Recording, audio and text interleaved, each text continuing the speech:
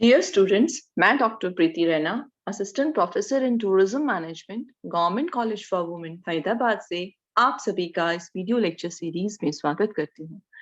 Travel agency and tour operation management के अंदर आज हमारा टॉपिक है प्राइसिंग ऑफ टूर पैकेज।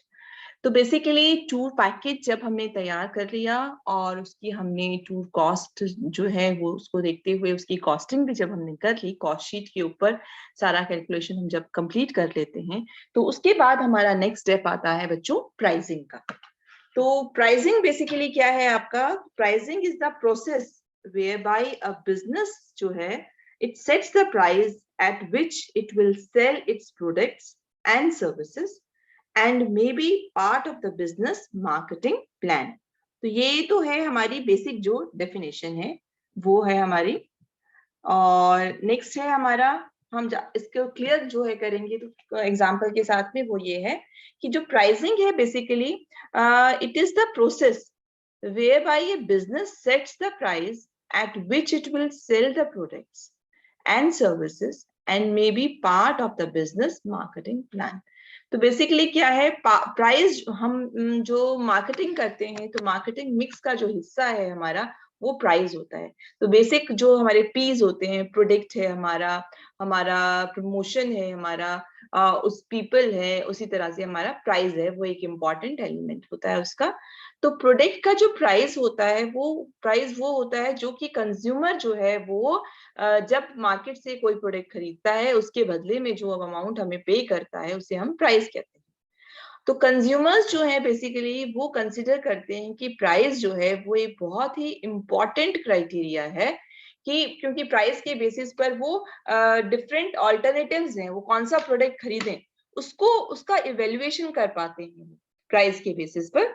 और जो है इवन आप खरीदने से पहले भी इवेल्युएट करते हो कि इस चीज की जो कॉस्ट है, सपोज 2000 है, इसकी 2500 है, आप वो भी करते हो, खरीदने के बाद भी करते हो, क्योंकि आप ये देखते हो कि जितना मैंने पे किया उसका वर्थ मुझे मिला या नहीं मिला, या फिर जो चीज मैंने 2500 की खरीदी थी और जो मैंने 2000 की खरीदी थी तो दोनों के अंदर क्या डिफरेंस रहा। तो प्राइस है वो बेसिकली वही एक क्राइटेरिया है जिससे जो है हम ये सारी चीजें देख पाते हैं। तो बेसिकली प्राइसिंग जो है वो प्रोसेस है जहां पर कि जो है बिजनेस में के अंदर जो है आप जो है एक प्राइस सेट करते हो जिसके ऊपर जो है आप अपने प्रोडक्ट को बेच रहे हो। आप अपना प्रोडक्ट या अपनी सर्विसेज को जो सेल करते हो उसके लिए हम एक प्राइस जो है वो सेट करते हैं। तो जो हमारा बिजनेस प्लान है बेसिकली बिजनेस मार्केटिंग प्लान है उसका हिस्सा होता है हमारा प्राइस। तो क्लियर है ये बात? तो यानी कि क्या हो गया, प्राइसिंग क्या हो गया? प्राइसिंग हो गया कि वो हम प्राइस का निश्चित करना जिसके ऊपर हम अपने प्रोडक्ट को या सर्विस को सेल करना चाहते हैं उसको हम प्राइसिंग कहते हैं। उस मेथड को जो है बेसिकली हम क्या कहते हैं बच्चों? प्राइसिंग कहते हैं। तो अब हम बात करते हैं कि जो डिफरेंट प्राइसिंग स्ट्रेटेजीज जो हैं वो कौन कौन सी स्ट्रेटेजीज हैं हमारे। तो स्ट्रेटेजीज में जो है अगर हम देखेंगे तो जो है हमारी डिफरेंट स्ट्रेटेजीज आती हैं। और इससे पहले हम देखते हैं कि जो इम्पोर्टेंट चीज ये है कि फर्स्ट है हमारी कॉस्ट ओरिएंटेड प्राइसिंग स्ट्रेटेजी जो है। प्राइसिंग स्ट्रेटेजी का मतलब बेसिकली क्या है कि आप कौन सी नीति अपनाते हैं, आप जो है क्या सोचकर प्राइस रख रहे हो, वो हमारी अलग अलग प्राइसिंग स्ट्रेटेजीज जो है वो हो सकती हैं। और सबसे पहली हमारी आती है कॉस्ट ओरिएंटेड प्राइसिंग जो है हमारी। कॉस्ट ओरिएंटेड प्राइसिंग का मतलब हो गया कि वो तरीका जिसके अंदर जो है हम अपना प्राइस सेटअप कर रहे हैं ये ध्यान में रखते हुए कि हमारा ऑब्जेक्टिव जो है, कंपनी का ऑब्जेक्टिव वो प्रॉफिट कमाना है, और जो हमारा जो प्राइस है वो ऐसा हो कि जो हमारा कॉस्ट ऑफ प्रोडक्शन लगा है वो हम उसको रिकवर कर पाए। कॉस्ट ओरिएंटेड प्राइसिंग है ना, इसका मतलब हमारा उस प्रोडक्ट को बनाने में जो हमारा खर्चा लगा है हम चाहते हैं कि वो पूरा रिकवर हो पाए। तो फॉर एग्जांपल एक कॉमन जो है form of cost oriented pricing जो है जो यूज की जाती है रिटेलर्स के द्वारा, वो सिंपली क्या होती है कि एक कांस्टेंट परसेंटेज मार्कअप जो है वो ऐड कर दिया जाता है उसके अंदर। खर्चा जो होता है उसके अंदर एक जो है परसेंटेज जो है एडअप कर दिया जाता है उसके अंदर, अमाउंट जो है मार्कअप के रूप में। ठीक है, तो ये एक तरीका होता है। इसके फर्दर इसके अंदर जो है स्ट्रेटेजीज के जो है फर्दर पॉइंट्स हैं। अब सेकेंड जो मेन पॉइंट है वो होता है मार्केट ओरिएंटेड प्राइसिंग स्ट्रेटेजी। तो मार्केट ओरिएंटेड प्राइसिंग स्ट्रेटेजी का मतलब हो गया आपका कि जो मार्केट को ध्यान में रखते हुए की जा रही है, जिस जो है आपका मार्केट में आपके जो भी कॉम्पिटिटर्स हैं या जो आपके कस्टमर्स हैं उनको ध्यान में रखते हुए की जा रही है। नेक्स्ट है हमारा प्रोडक्ट लाइन प्राइसिंग स्ट्रेटेजीज, जो है प्रोडक्ट लाइन के अंदर हो गया जो आपका सेम प्रोडक्ट जो है उसके अंदर जो है आप डिफरेंट प्रोडक्ट लाइन जो है आप बना रहे हो, उसके अकॉर्डिंगली जो स्ट्रेटेजी बना रहे हो। और नेक्स्ट आता है इंडस्ट्री या कंपटीशन जो मार्केट के अंदर है उसके अकॉर्डिंगली अगर आप प्राइसिंग स्ट्रेटेजी जो है अपना रहे हो। तो बेसिकली आपको क्या समझ में आया कि पहली बात है कि हमने जब अपना प्रोडक्ट बनाया तो हमें उसकी प्राइसिंग करनी है, वो अमाउंट निश्चित करना है जिस अमाउंट पर हम उसको कस्टमर को बेचेंगे और प्रॉफिट कमाएंगे, तो वो हमारा होता है प्राइसिंग, राइट। अब हम प्राइसिंग की अलग अलग स्ट्रेटेजीज हो सकती हैं, अलग अलग तरीके हो सकते हैं प्राइस फिक्स करने के लिए। ये 4 चीजें टाइप्स के हैं, जैसे कॉस्ट ओरिएंटेड है, कॉस्ट के बेसिस पर कि हमारा कितना खर्चा आया वो हमें रिकवर करना है उस बेसिस पर। मार्केट ओरिएंटेड के बेसिस पर भी हो सकता है, मार्केट के अंदर जो हमारे कस्टमर्स हैं उनके अकॉर्डिंगली हम कर रहे हैं। प्रोडक्ट के बेसिस पर भी हो सकता है कि आपके प्रोडक्ट्स की जो कितनी वेराइटीज हैं उस बेसिस पर आप कर रहे हो। और चौथा इंडस्ट्री या कंपटीशन ओरिएंटेड हो सकता है कि आपके और कितने कॉम्पिटिटर्स हैं उनके अकॉर्डिंगली आप प्राइस सेटअप कर रहे हो, ठीक है। अब हम जो है इनको एक एक करके पढ़ेंगे बच्चों। पहला हमारी कैटेगरी आती है कॉस्ट ओरिएंटेड प्राइसिंग स्ट्रेटेजी, जो हमने कहा कॉस्ट के अकॉर्डिंगली करते हैं। इसके अंदर आती है हमारी कॉस्ट प्लस प्राइसिंग, और दूसरा आता है रेट ऑफ रिटर्न प्राइसिंग जो आता है बेसिकली। तो ये है, तो आपका आता है सबसे पहले आता है कॉस्ट प्लस प्राइसिंग जो आता है। कॉस्ट प्लस प्राइसिंग का मतलब आपका हो गया कि इसके अंदर जो है आप एक पर्टिकुलर परसेंटेज जो है वो जो है फिक्स कर रहे हो, जो आप कॉस्ट के अंदर ऐड कर देते हो। फॉर एग्जाम्पल, अगर किसी प्रोडक्ट का कॉस्ट जो है, मैं कहती हूँ कि हमारे कोई प्रोडक्ट हमने खरीदा, उसका जो है कॉस्ट जो है वो सपोज करो 200 है, ठीक है। दिस इज द कॉस्ट, ये आ गया आपका 200, राइट, ये आपका कॉस्ट है। और अब आप क्या करते हो उसके अंदर, और जो मार्केटर है वो ये चाहता है कि उसको 10% जो है वो प्रॉफिट मिलना चाहिए। आप क्या चाहते हो कि आपको जो है इसके ऊपर, इस प्रोडक्ट के ऊपर जिसकी कीमत 200 रुपए है, आपको 10% जो है वो प्रॉफिट चाहिए इसके ऊपर। तो आप क्या करोगे, मार्केट के अंदर जो है इसको कितने रुपीज का बेच दोगे 10% प्रॉफिट के लिए?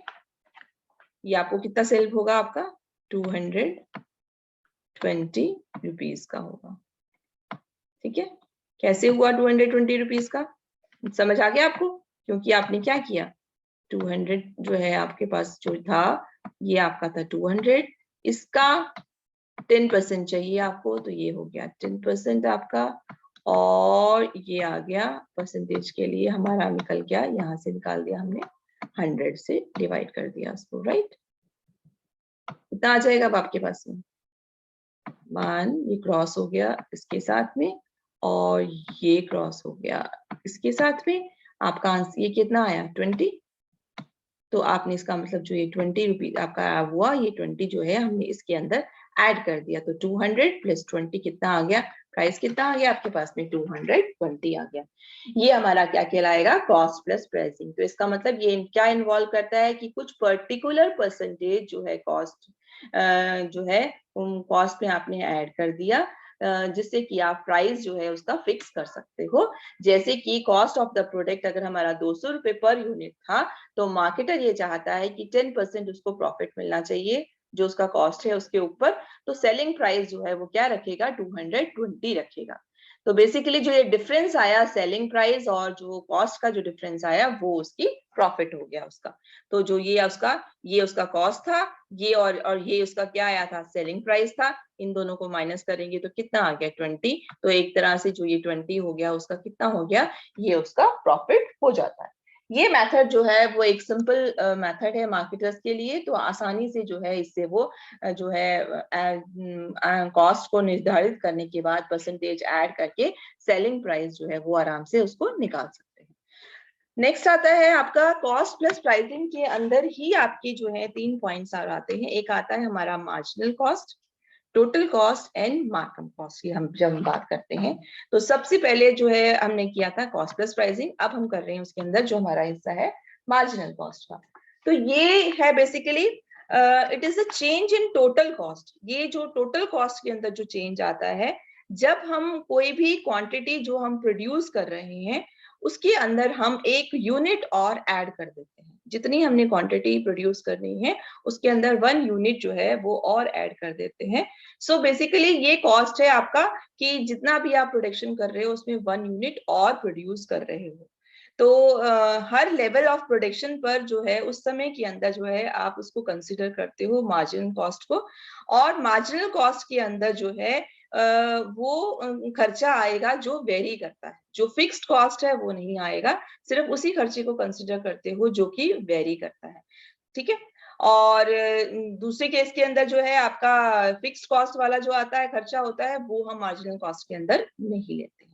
तो बेसिक सिर्फ इतनी पॉइंट है समझने की बात ये है कि it is the change in total cost that arises when the quantity purchased is increased by 1 unit, उसे हम मार्जिनल कॉस्ट कहते हैं।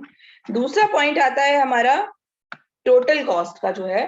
तो टोटल कॉस्ट क्या है? टोटल कॉस्ट होती है वो एक्चुअल कॉस्ट जो किसी भी जो प्रोडक्ट को प्रोड्यूस करने के लिए जो है, जो आपने आउटपुट जो है बनाया है उसको प्रोड्यूस करने के लिए जो आपका खर्चा आया वो आपकी टोटल कॉस्ट कहलाती है। तो दूसरे शब्दों में हम कह सकते हो कि टोटल जो एक्सपेंसेस या टोटल जो खर्चा हमारे को आया किसी भी आउटपुट को ऑब्टेन करने के लिए उसे हम टोटल कॉस्ट कहते हैं। इसके अंदर दोनों चीजें शामिल होती हैं हमारी। दो टर्म्स और आते हैं जिसको हम बोलते हैं एक्सप्लिसिट और इम्प्लिसिट। तो इसके अंदर एक्सप्लिसिट और इम्प्लिसिट जो है, जो भी कॉस्ट हमारी लगी वो दोनों चीजें आती हैं। अब एक्सप्लिसिट और इम्प्लिसिट का मतलब हो गया, एक तो हो गया जो बिल्कुल क्लियरली हमें नजर आ रही है, एक्सप्लिसिट बोलते हैं। जैसे कि जो आपको मशीन का किराया लगा, जो आपको फैक्ट्री का किराया लगा, जो आपको वर्कर्स को पे करना पड़ा, ठीक है, जो आपने रिसोर्सेज खरीदे, वो हमारी हो जाती है एक्सप्लिसिट कॉस्ट। और जो चीज हमें नजर नहीं आ रही है वो बेसिकली होती है इम्प्लिसिट कॉस्ट। फॉर एग्जाम्पल अगर आप देखो कि आपकी कंपनी के अंदर कोई प्रोडक्शन होता है, ठीक है, और डेली का जो है, सपोज करो हम सिंपल सा एग्जांपल लेते हैं कि डेली का जो प्रोडक्शन होता है उसका आउटपुट आपको 1000 मिलता है। ठीक है। अब एक दिन के लिए आपकी फैक्ट्री बंद हो जाती है, आपकी मशीनरी खराब है, उसकी सर्विसिंग होनी है, उसकी जो आपकी फैक्ट्री है या आपकी कंपनी जो है वो बंद हो जाती है। तो क्या होगा, आपको आपको एक तो खर्चा लगेगा उसकी सर्विसिंग कराने के लिए। जो सर्विसिंग कराने के लिए जो खर्चा लगा वो तो आपका एक्सप्लिसिट कॉस्ट में नजर आ जाएगा। पर वो खर्चा जो आपको बियर करना पड़ा, वो लॉस जो आपको बियर करना पड़ा, एक दिन का काम जब नहीं हुआ, प्रोडक्शन नहीं हुआ, वो आपका इम्प्लिसिट कॉस्ट रहा था। तो इसलिए जो टोटल कॉस्ट है, टोटल कॉस्ट का मतलब में दोनों ही चीजें आती हैं, आपकी एक्सप्लिसिट भी आ जाएगी और इम्प्लिसिट कॉस्ट जो है वो भी आ जाती है। नेक्स्ट हम बात करते हैं मार्कअप कॉस्ट की। तो मार्कअप जो होता है वो बेसिकली वो डिफरेंस होता है जो कि आपका सेलिंग प्राइस है और जो आपका कॉस्ट आ रहा है उसके बीच में जो आपका डिफरेंस आ रहा है। जैसे कि अगर कोई प्रोडक्ट है, आप उसको 125 रुपीज में सेल कर रहे हो और उसके ऊपर जो कॉस्ट लगी थी वो 100 रुपीज लगी थी। तो जो ये एडिशनल प्राइस जो इंक्रीज हुआ आपका 25 जो हुआ, ये क्या था, आपका मार्कअप कॉस्ट था। तो वो आपने क्यों लगाते हो, मार्कअप कॉस्ट में क्यों डालते हो? क्योंकि आप वो उतना प्रॉफिट जो है वो लेते हो कि आपकी कोई चीज जिसका खर्चा 100 रुपीज था, आप उसको प्राइस रख रहे हो 125 का, तो 25 रुपीज जो मार्कअप आपने डाला वो आपका प्रॉफिट जो है वो हो जाता है। ठीक है। तो नेक्स्ट अब हम आते हैं रेट ऑफ रिटर्न प्राइसिंग के ऊपर। रेट ऑफ रिटर्न प्राइसिंग का मतलब हो गया आपका बेसिकली कि आप ये चाह रहे हो कि मैं इस तरह का जो है वो प्राइस रखूं जिससे कि जो जितना मैंने इसके अंदर इन्वेस्ट किया है, जो भी मैंने कैपिटल अमाउंट लगाया है, वो मैं कितने जल्दी से जल्दी उसको रिकवर कर सकता हूँ। यानी कि बेसिकली कोई भी प्रोडक्ट को बनाने के लिए जो है आपका तो कुछ कॉस्ट आता है। आपका कॉस्ट लगा, आपने सपोज करो 1 लाख रुपए लगे, आपकी डिफरेंट पैकेजेस आपने बनाए, उसको 1 लाख रुपीज लगा। अब आप ये देखना चाहते हो कि भाई मैं इसमें से कितने जो है सेल कर दूंगा या कितने समय के अंदर, महीने में, 2 महीने में, अगर मैं इसका ऐसा प्राइस रखूं कि मेरे अगर 100 टूर पैकेजेस सेल हो जाते हैं तो मेरा खर्चा जितना मैंने लगाया था वो मेरा वापस वो जो है निकल जाता है। उसके अकॉर्डिंगली आप प्राइस रख रहे हो। तो रेट ऑफ रिटर्न प्राइसिंग जो है, इसलिए ये रेट ऑफ रिटर्न जो है प्राइसिंग कहलाता है। ये एक कॉमन प्रैक्टिस है जो कि अडॉप्ट की जाती है कि आप आसानी से जो है, क्योंकि आपका अल्टीमेट गोल होता है कि जो भी आपका कैपिटल आपने इन्वेस्ट किया है आप उसको जल्दी से जल्दी जो है वो रिकवर कर सकते हैं बेसिकली। ये दो तरीके थे आपके कॉस्ट प्लस, ये थे हमारे कॉस्ट ओरिएंटेड प्राइसिंग स्ट्रेटेजी के तरीके। नेक्स्ट हम बात करते हैं market oriented pricing strategy. Market हमने बोला था, मार्केट के अकॉर्डिंगली, मार्केट में हमारे दूसरे कॉम्पिटिटर्स भी हैं, हमारे कस्टमर्स भी हैं और दूसरे आपके जैसे प्रोडक्ट सप्लायर्स भी हैं, उनको ध्यान में रखते हुए जो हम कर रहे हैं उनके अंदर अगर हम करते हैं तो सबसे पहला आता है हमारा डिस्क्रिमिनेटरी प्राइसिंग। डिस्क्रिमिनेटरी प्राइसिंग का मतलब हो गया कि आपका प्रोडक्ट जो है वो बेसिकली सेम है या और पर आप क्या कर रहे हो, कस्टमर्स से जो है डिफरेंट प्राइस जो है वो ले रहे हो अपनी सर्विसेज का। तो ये जो है बेसिकली जो सेलर जो है वो हर कस्टमर से जो है डिफरेंट प्राइस जो है वो ले सकता है। जैसे कि आप सपोज करो आपका प्रोडक्ट सेम है, आपने टूर पैकेज बनाया, आपने कोई भी बनाया, आपने जो है गोल्डन ट्रायंगल का बनाया या कोई भी बनाया, बट आप उसके लिए क्या कर सकते हो कि आप अपने डोमेस्टिक टूरिस्ट के लिए अलग प्राइस रख रहे हो और अगर आपका फॉरेन टूरिस्ट है उसके लिए अलग प्राइस रख रहे हो, तो वो डिस्क्रिमिनेटरी हो गया, अलग अलग हो गया ना, डिस्क्रिमिनेट करना। तो ये होता है कि आपका प्रोडक्ट सेम है या सर्विसेज सेम है, सेम सर्विसेज के लिए आप जो है जिसको भी आप टारगेट कर रहे हो, अलग अलग मार्केट को भी टारगेट कर सकते हो, उनके लिए आप प्राइसिंग जो है वो अलग रखते हैं। नेक्स्ट आता है बच्चों बैकवर्ड प्राइसिंग। तो बेसिकली जो है बैकवर्ड प्राइसिंग का मतलब हो गया, ये वो तरीका है जिसके अंदर की आप प्राइस जो है निश्चित करते हो अपने कंज्यूमर्स के लिए, इस अकॉर्डिंगली करते हो कि वो क्या पे करना चाहते हैं। मतलब ये कि आपने पहले ये डिसाइड किया कि आपको लगा मैंने ये टूर पैकेज बनाया है, इसका कॉस्ट जो है वो 2000 रुपीज जो है कस्टमर आसानी से जो है वो पे कर लेगा, राइट। तो आपका पहले ये समझ में आ गया कि मेरा सेलिंग जो प्राइस है वो 2000 होगा। अब उसके अकॉर्डिंगली आप अपने खर्चे को एडजस्ट कर देते हो, क्योंकि आपको अपना प्रॉफिट भी कमाना है। तो आप ये करते हो कि मैं जो इसके अंदर एलिमेंट्स डालूंगा उसका जो है मेरे को खर्चा जो है सपोज करो कितना आना चाहिए, मैं इसके ऊपर जो एलिमेंट डालूंगा उनका खर्चा मेरे को आना चाहिए 1500, राइट। ताकि मैं अपना खर्चा मेरा इतना आना चाहिए, उसी के अकॉर्डिंगली एलिमेंट्स डालूंगा और मैं इसके अंदर फिर इस हिसाब से कितना है 500 रुपीज जो है एक पैकेज के अंदर अर्न कर सकता हूं। तो ये एक तरह से हम बैकवर्ड डायरेक्शन में चले, इसलिए हमने इसका नाम रखा बैकवर्ड प्राइसिंग, क्योंकि हमने पहले ये देखा कि कस्टमर की विलिंगनेस क्या है, उसकी विलिंगनेस को देखते हुए आपने डिसाइड कर। तो ये था आपका बैकवर्ड प्राइसिंग। इसी तरह से नेक्स्ट आता है हमारा मार्केट पेनिट्रेशन प्राइसिंग। तो बेसिकली जब कोई भी नया मार्केट है उसके अंदर जो है आप अपना प्रोडक्ट लॉन्च करना चाहते हो, जहां की ऑलरेडी बहुत सारे कॉम्पिटिटर्स भी मार्केट के अंदर पहले से ही हैं, उसी तरह का प्रोडक्ट भी सेल कर रहे हैं, तो आपकी कोशिश ये रहती है कि शुरू के अंदर जो है आप ये चाहते हो कि अपने प्रोडक्ट का प्राइस जो है आप क्या रखते हो, कम रखते हो। इनिशियली आप प्राइस लो रखते हो ताकि आप जल्दी से मार्केट के अंदर एंटर कर सको, लोगों को आपके प्रोडक्ट के बारे में पता चले और लोग आपके प्रोडक्ट की तारीफ करें, और उसके बाद फिर आप धीरे धीरे उसको प्राइस को जो है वो इंक्रीज करते हो। तो बेसिकली पहले आपका है मार्केट पेनिट्रेट करना, मतलब मार्केट के अंदर बेसिकली हमने क्या करना है, एंटर करना है। तो जब हम एंटर कर रहे हैं मार्केट के अंदर तो पहले क्या रख रहे हैं, अपना प्राइस जो है हम स्लो कर रहे हैं। होता है ना, हमें किसी चीज में घुसना है, पहले प्राइस कम भी रख लो पर एक बार मार्केट में घुस जाओ, अपनी जो है हम पहचान बना ले, लोगों को हमारा प्रोडक्ट पसंद आ जाए, उसके बाद जो है मार्केट में सब लोग हमारे प्रोडक्ट को खरीदेंगे, फिर चाहे हम इसको ज्यादा भी रख सकते हैं। तो ये कहलाता है बच्चों मार्केट पेनिट्रेशन प्राइसिंग। नेक्स्ट आता है हमारा जो है स्ट्रेटेजी हो सकती है, ये डिफरेंट स्ट्रेटेजीज हैं, आप हर कंपनी को देखना है कि उसको कौन सी अपनानी है, वो कोई भी अपना सकता है। नेक्स्ट है स्किमिंग प्राइसिंग। स्किमिंग होता है जैसे होता है ना, जब हम वो दही चलाते हैं, दूध चलाते हैं, उससे मक्खन निकालते हैं, तो जो बीच में जो हमारा मक्खन आता है स्किम करना उसको बेसिकली होता है ना, हमारा जो बेस्ट चीज है हम उसको बाहर निकाल रहे हैं। तो प्राइस स्किमिंग क्या है, वो प्राइसिंग स्ट्रेटेजी है जिसके अंदर की जो मार्केटर जो है वो इनिशियली जो है वो प्राइस को ज्यादा रखता है, ठीक है। जो भी प्राइस प्रोडक्ट है या सर्विसेज है उनको पहले शुरू में ज्यादा रखता है और बाद में जो है उनको कम कर देता है समय के साथ साथ। तो ये एक तरह से डिस्क्रिमिनेशन की तरह ही हो गया कि उसने डिस्क्रिमिनेट किया कि शुरू शुरू में तो प्राइस ज्यादा रखा और बाद में जो है शुरू शुरू में सारा मुनाफा कमा लिया और बाद में फिर मार्केट में बने रहने के लिए उसने क्या किया, प्राइस को जो है वो कम कर दिया। ये होता है हमारा स्किमिंग प्राइसिंग जो है, ठीक है। नेक्स्ट आता है हमारा बंडल प्राइसिंग। बंडल का मतलब पता है, गठरी, राइट।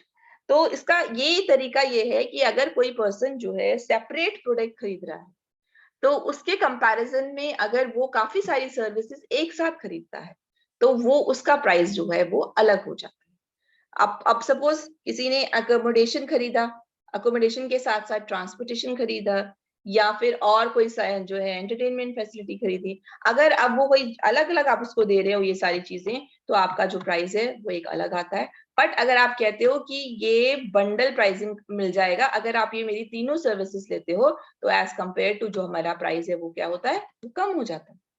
तो इसको हम बोलते हैं बंडल प्राइसिंग। बट इसके लिए फिर ये जरूरी हो जाता है कि आपको ये सारी चीजें खरीदनी पड़ेंगी। ये आम उसमें भी होता है, जब आप मार्केट जाते हो तो आपके कई बार होता है ना कि सेम प्रोडक्ट्स हैं, चाहे आपके वो किसी भी तरह के आइटम्स हो आपके, चाहे मेकअप के आइटम्स हो, चाहे बुक पेंसिल वगैरह खरीदे, जो भी हो, वो कहता है कि भाई अगर आप ये डायरी खरीदोगे, इसके साथ तो पेन भी आएगा, इसके साथ में कलर बॉक्स भी आएगा, इसका प्राइस इतना आएगा। तो वो आपका बंडल प्राइसिंग है। इसी तरह से नेक्स्ट हमारा आता है बच्चों यील्ड मैनेजमेंट जो है आपका। तो यील्ड मैनेजमेंट का मतलब जो है आपका बेसिकली है, ये होता है एक वेरिएबल प्राइसिंग स्ट्रेटजी है, जो कि आपको बेसिकली इस बात को ध्यान में रखते हुए करनी होती है कि आपको पहले देखना है मार्केट को, और ये भी देखना है कि आपने अपने कस्टमर्स को भी इन्फ्लुएंस करना है, और उनका बिहेवियर भी देखना है, और जिससे कि जो है आप ज्यादा से ज्यादा प्रॉफिट जो है वो अर्न कर सकते हो। ये बेसिकली उन केसेस में होता है जब आपके जो रिसोर्सेज होते हैं वो लिमिटेड होते हैं। लिमिटेड रिसोर्सेज होते हैं का मतलब ये हो गया कि फॉर एग्जांपल जो है, अगर हम बात करते हैं जो हमारा प्रोडक्ट पेरिशेबल है, जैसे कि अगर हम बात करें कि जो हमारी एयरलाइंस जो है, ठीक है, और ये हो गया आपका एयरलाइंस की जो हमारी सीट्स हैं, या हमारे जो होटल के रूम्स हो गए, वो उसकी भी हम बात करें तो प्रोडक्ट पेरिशेबल होता है। पेरिशेबल याद है ना, जो सर्विसेज उस दिन इस्तेमाल नहीं की गई तो वो खत्म हो जाती है। एयरलाइंस के अंदर अगर 200 सीट्स हैं, 200 की 200 सीट्स अगर उसी दिन फिल नहीं हुई और 100 खाली रह गई, तो उसका रेवेन्यू हमें नहीं मिलता है। इसी तरह होटल के अंदर सेम डे अगर मेरे पास में 200 कमरे हैं, 200 कमरे नहीं लगे, सिर्फ 150 कमरे लगे, तो जो 50 मेरे को जो आमदनी होगी वो सिर्फ 150 कमरों की होगी। अगले दिन की इन्वेंट्री के अंदर मेरे पास कमरे फिर भी 200 ही रहेंगे, 250 नहीं हो जाएंगे, जो पिछले दिन के 50 खाली थे वो नहीं मैं सेल कर सकती हूँ ना, तो मैं उसी दिन के 200 सेल कर सकती हूँ। तो ये होता है पेरिशेबल प्रोडक्ट। ऐसे केसेस के अंदर हम यील्ड मैनेजमेंट अपनाते हैं बेसिकली। उस केस में क्या होता है, हम ये ऑब्जर्व करते हैं टाइम टू टाइम जो है कि हम ये चाहते हैं कि हमारी सीट जो है, सीट जैसे कि है हमारी, हमारे को पूरा रेवेन्यू मिल जाए। तो उस केस में आप जो है प्राइस जो है अकॉर्डिंगली, कभी कभी आप उसका प्राइस हाई रख लेते हो, कभी उसका प्राइस लो भी कर देते हो। तो जैसे कि जो एयरलाइंस के केस में होता है, उनका जो सॉफ्टवेयर है उससे हमें अंदाजा लग जाता है कि डिमांड कितनी है हमारी सीट्स की। पर्टिकुलर जो सेक्टर है जहां पर फ्लाइट जा रही है, हो सकता है उस सेक्टर के अंदर डिमांड कम है आपकी, तो या ज्यादा है। अगर ज्यादा है तो आप प्राइसिंग ज्यादा कर लेते हो। जिस टाइम जब आपको लग रहा है अब इसकी डिमांड कम हो रही है, तो जो बची हुई सीट्स है उनके लिए प्राइस कम कर देते। तो ये एक तरीका हो सकता है जिसे हम क्या कहते हैं, यील्ड मैनेजमेंट कहते हैं। ठीक है, तो ये आपको क्लियर हो गया यील्ड मैनेजमेंट बेसिकली अच्छी तरह से ना। तो यील्ड मैनेजमेंट क्या हो गया, it is a variable pricing strategy which is based on understanding, anticipating and influencing customer behaviour in order to maximize revenue or profit from a fixed time limited resource. ठीक है, और for example airline seats और hotel room और reservations, हम इस case में इसको कर सकते हैं। नेक्स्ट हमारा आता है गोइंग रेट प्राइसिंग जो है हमारा। तो गोइंग रेट प्राइसिंग का मतलब होता है गोइंग रेट जो चल रहा है, यानी कि मार्केट के अंदर जो है हमारे जैसी जो सर्विसेज के जो सेम प्रोडक्ट है उनके लिए जो मार्केट में रेट, कॉमन रेट चल रहा है, उसी के अकॉर्डिंगली आप अपना रेट जो है वो फिक्स कर देते हो प्राइस। उसको हम गोइंग रेट प्राइसिंग कहते हैं। आपको पता है सेम प्रोडक्ट के लिए, सेम चीजों के लिए जो है यही रेट चल रहा है, सभी लोग इसी तरह यही जो है इसी कीमत पर बेच रहे हैं, आप उसी के अकॉर्डिंगली निश्चित कर लेते हो, उसको हम बोलते हैं गोइंग रेट प्राइसिंग। ठीक है। जैसे आप एक छोटा सा एक ऑर्डिनरी एग्जांपल अगर मैं लूं तो ये जैसे कि सोना और चांदी है, सोना और चांदी का चाहे आप किसी भी शॉप पे चले जाओगे उनका रेट सेम ही हो रहा होता है ना उस वक्त, इस शॉप पे भी वही मिलेगा, दूसरे पे भी वही मिलेगा, तो गोइंग रेट प्राइसिंग आप कर सकते हैं। नेक्स्ट है आपका लॉस लीडर प्राइसिंग, जो है आपका क्या है, आपका लॉस लीडर प्राइसिंग। ये होता है basically it is an aggressive pricing strategy, aggressive होता है, in which a store sells selected goods below cost in order to attract customers who will, according to the loss leader philosophy, make up for the losses on highlighted products with additional purchases of profitable goods. Loss leader pricing, आप ये चाहते हो कि मेरा सामान जो है वो जल्दी से जल्दी सेल होना चाहिए, तो आप अपनी जो भी प्रोडक्ट या सर्विसेज हैं उनमें से कुछ सर्विसेज ऐसे रखते हो जिनको आप जो है जितना आपका खर्चा लगा उससे भी कम कीमतों पे बेचने के लिए तैयार, और वो तरीका आप इसलिए अपनाते हो कि एक बार कस्टमर आए तो सही आपके पास, जब आपके पास आएगा तो कुछ चीजें तो वो ऐसी खरीद लेगा, बाकी चीजें कन्विंस करके आप उसको हाई रेट वाली भी परचेज करा दो।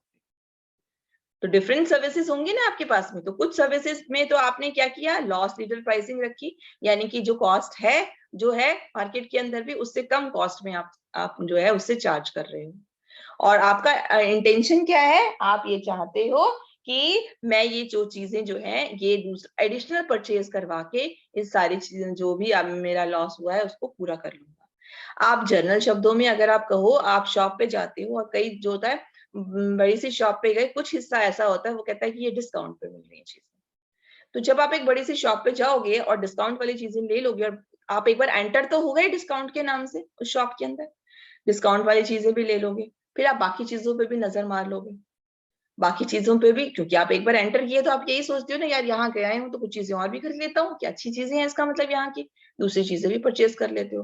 तो कस्टमर जो क्या हुआ, दूसरी चीजों के प्राइसेस हालांकि शॉपकीपर ने ज्यादा रखे हुए थे, उसने उसको बैलेंस कर दिया था, कुछ चीजों के कम रखे थे, कुछ चीजों के ज्यादा रखे थे, और जिससे क्या किया उसने ये कोशिश की कि कम चीजों के प्राइस रखकर जब जब वो कस्टमर आया तो उसको बाकी चीजें भी उसने खरीदवा दी, उसको कन्विंस कर दिया। तो ये था हमारा बच्चों लॉस लीडर प्राइसिंग। तो अब तक मैं एक बार रिवाइज कराती हूँ, अब तक आपने क्या चीज समझी, बेसिकली हमने समझी प्राइसिंग स्ट्रेटेजीज जो हैं उसमें हमने देखा कि 4 मेन स्ट्रेटेजीज होती हैं, एक होती है कॉस्ट ओरिएंटेड, दूसरी है मार्केट ओरिएंटेड, फिर होती है प्रोडक्ट लाइन, फिर होती है इंडस्ट्री ओरिएंटेड। हमने उसमें से सबसे पहले पढ़ा कॉस्ट ओरिएंटेड। कॉस्ट ओरिएंटेड में हमने देखा कॉस्ट प्लस प्राइसिंग, जिसके अंदर मार्जिनल कॉस्ट आता है, टोटल कॉस्ट या मार्कअप कॉस्ट आता है, कॉस्ट प्लस प्राइसिंग के साथ दूसरा आता है रेट ऑफ रिटर्न प्राइसिंग, ये हमने पढ़ा। उसके बाद हमने दूसरा हिस्सा पढ़ा मार्केट ओरिएंटेड का। मार्केट ओरिएंटेड के अंदर जो तरीके थे वो कौन कौन से थे, discriminative pricing, backward pricing, market penetration, skimming, bundle pricing, yield management, going rate pricing और लॉस लीडर प्राइसिंग, ये हमने पढ़ लिया। अब हम नेक्स्ट पे आते हैं जो हमारा कहता है प्रोडक्ट लाइन प्राइसिंग स्ट्रेटजीज जो होता है। तो ये वो प्रोसेस है जिसमें कि जो रिटेलर जो है वो सेपरेट गुड्स को, जो सभी अलग अलग को जो है अलग अलग कॉस्ट कैटेगरीज के अकॉर्डिंगली जो है वो सेल करता है।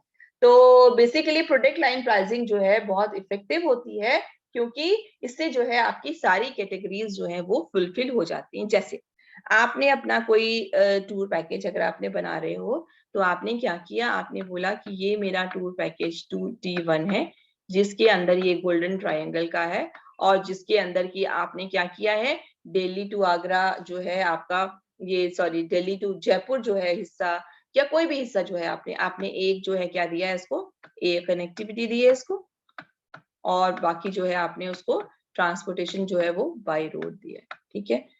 बाकी होटल वही है, उसी कैटेगरी का दिया आपने। दूसरा आप एक प्रोडक्ट बना रहे हो, T2 बना रहे हो, जिसके अंदर आप क्या कह रहे हो, सारा का सारा ही आपने बाय रोड की कनेक्टिविटी दी है, बाकी एज इट इज है सारी चीजें, होटल अकोमोडेशन 5 स्टार ही है आपका, सारा एक्सकर्शन भी है, स्कॉट भी आपके साथ में, ठीक है। नेक्स्ट कैटेगरी जो आप T3 की कैटेगरी बना रहे हो, और उसके अंदर आप क्या कर रहे हो कि एक कंपोनेंट जो ट्रेवल का है वो रेल का दे दिया आपने, और फिर बाकी जो हिस्सा है वो मैंने उसका दे दिया बाय रोड ट्रांसपोर्टेशन का दे दिया। इसका मतलब क्या है, मेरा प्रोडक्ट सेम है, सेम प्रोडक्ट की प्रोडक्ट लाइन बना दी मैंने, से उसकी सिमिलरिटी बना दी ना कुछ चीजों में, ये इसमें ये चीज है, इस तरह से बनाया, इस तरह से बनाया, मैंने उसकी जो है अलग अलग चीजें बना दी उसके लिए, तो उसके लिए मैंने प्राइसिंग अलग अलग रख दी। अब क्या है, कस्टमर की मर्जी है, ये 5,000 वाला पैकेज इसको लेना है, 4,000 वाला लेना है, 3,000 वाला लेना है, कोई भी ले सकता है। इसी तरह से क्या होता है आपका, उस केस में भी होता है आपका, जब आप करते हो ना एक ऑर्डिनरी प्रोडक्ट करते हो, उसके अंदर भी आपका होता है, जैसे कि वो क्या बनाता है आपका प्रोडक्ट्स जो है कस्टमर के लिए बनाते हो आप,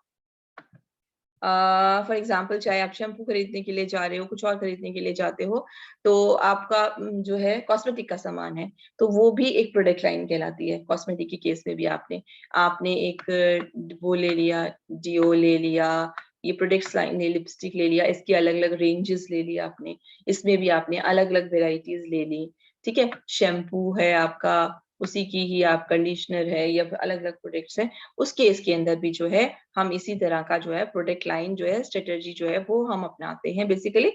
तो ये क्या है, it is the process that retailers use to separate goods into various cost, अलग अलग कॉस्ट हो जाती है, कैटेगरी हो जाती है, तो डिफरेंट अलग अलग कैटेगरी का लेवल जो होता है, क्वालिटी लेवल जो होता है वो अलग अलग हो जाता है कस्टमर के दिमाग में। तो ये बहुत इफेक्टिव होती है जब क्योंकि इससे क्या होता है, कोई जो है एक महंगा खरीदना चाहता है या उसी ब्रांड को खरीदना चाहता है, उसका सस्ता खरीदना चाहता है, तो वो भी उसको आसानी से खरीद पाता है। तो बेसिकली क्या है, आपने क्या क्या चेंजेस किए, साइज के हिसाब से कोई चेंज कर देते हो, कलर के हिसाब से कर लेते हो, क्वालिटी के हिसाब से चेंज कर लेते हो, या प्राइस के हिसाब से चेंज कर लेते हो, आप कुछ भी कर लेते हो चेंजेस। कॉफी है, कॉफी अगर आप जाओगे कोई बोलेगा कैपुचिनो की मिलेगी, कोई किसी और ब्रांड नेस्कैफे की मिलेगी, कोई किसी और ब्रांड की मिलेगी, कोल्ड कॉफी, ये अलग अलग ब्रांड्स आप रख लेते हो ना, है तो कॉफी पर आप उसकी ब्रांड्स जो है वो अलग अलग रख लेते हो, तो वो आपकी सारी प्रोडक्ट लाइन है, उसके अकॉर्डिंगली जो है आपके क्वालिटी के अकॉर्डिंगली प्राइसेस भी अलग अलग होते हैं। तो इसका फायदा कि एक कस्टमर को जिसको भी कॉफी खरीदनी चाहे किसी भी रेट की खरीदनी है, वो आपकी से आके खरीद सकता है। तो इसी तरह से हमने टूर पैकेज बोला, अगर उसको गोल्डन ट्रायंगल का टूर खरीदना है, आपने सारे हर तरह के रेट उसको प्रोवाइड करा दिए, वो आपसे आके खरीद सकता है। नेक्स्ट हमारा आता है बच्चों इंडस्ट्री या कंपटीशन ओरिएंटेड प्राइसिंग स्ट्रेटेजी, जिसके अंदर की हमारी दो कैटेगरीज आती हैं, एक है हमारा टेंडर प्राइसिंग और दूसरा है differentiating pricing, tender pricing and differentiated pricing. Tender pricing का मतलब है बेसिकली कि जो है नॉर्मली एक एक स्टार्टिंग पॉइंट है प्राइसिंग का, जब आप टेंडर वैल्यू बेस्ड प्राइसिंग रखते हो, यानी कि एक ऐसे प्राइस पे सेट कर रहे हो जहां जिसको कि कस्टमर जो है विलिंग है पे करने के लिए। टेंडर मतलब होता है सॉफ्ट एक तरह से, तो यानी कि आप ऐसा प्राइसिंग रख रहे हो कि जिसको कस्टमर आसानी से खरीद सकता है और आराम से उसकी इच्छा होगी, वो प्राइसिंग टेंडर प्राइसिंग कहलाती है। इसी तरह से एक नेक्स्ट होती है हमारी डिफरेंशिएटेड प्राइसिंग। डिफरेंशिएटेड प्राइसिंग तो उसी तरह से है कि ये वो स्ट्रेटेजी है जब आप सेम प्रोडक्ट को जो है अलग अलग कस्टमर्स को डिफरेंट प्राइसेस पर सेट बेच रहे हैं। कंसिडर करते हैं कि जो प्राइसिंग बिहेवियर है वो ऑक्शन पर है कि हर व्यक्ति को जो है उसके पास सेम इंफॉर्मेशन है और हर व्यक्ति जो है उस चीज की कीमत जो है वो अलग अलग लगाता है। तो उस हिसाब से आप डिफरेंशिएट, आपने कस्टमर को ऑफर किया, आपने देखा कोई कस्टमर अगर मुझे इतना देता है, 100 रुपए पे कर रहा है इसको, मैं इसको 100 में दे देता हूँ। कोई कस्टमर मुझे 95 पे कर सकता है तो मैं इसको 95 में दे देता हूँ, ठीक है जी। कोई कस्टमर जो है मुझे इसको 110 में कर सकता है, तो मैंने चलो जी इसको 110 में। तो ये हो गया मेरा डिफरेंशिएटेड। तो ये मैंने किसके इंडस्ट्री के हिसाब से रखा, या कंपटीशन ओरिएंटेड प्राइसिंग, कॉम्पिटिटर के को ध्यान में रखते हुए जो है मैंने प्राइसिंग की कि मेरा कॉम्पिटिटर जो है बेसिकली तो क्या पे कर रहा है। इसका मतलब क्या है, ये प्राइसिंग मेथड जो होता है it is used more often by business selling similar products. Business के अंदर जब आप एक जैसे प्रोडक्ट सेल कर रहे हो, अपने कॉम्पिटिटर के जैसे प्रोडक्ट सेल कर रहे हो, उस केस के अंदर जो है आप इस टाइप की जो है रखते हो, क्योंकि इसके अंदर जो एट्रीब्यूट्स होते हैं प्रोडक्ट के, प्रोडक्ट का जो है वो सेम होते हैं, प्रोडक्ट के जो फीचर्स हैं वो सेम है आपके भी और आपके कॉम्पिटिटर के भी। पर अब आप क्या कर रहे हो, कॉम्पिटिटर से थोड़ा सा अलग करके कर रहे हो, तो टेंडर प्राइसिंग थोड़ा सा आपने हल्के उसके इच्छा के अकॉर्डिंगली आपने रख लिया, जो है प्राइसिंग जो है उसी के अकॉर्डिंगली जो जितना देना चाहता है उसके अकॉर्डिंगली आपने दे दिया मार्केट के अंदर। तो ये थे बच्चों के डिफरेंट जो थे आपके प्राइसिंग के जो तरीके थे, डिफरेंट स्ट्रेटेजीज थी जिसके थ्रू जो है आप प्राइसिंग कर सकते हो।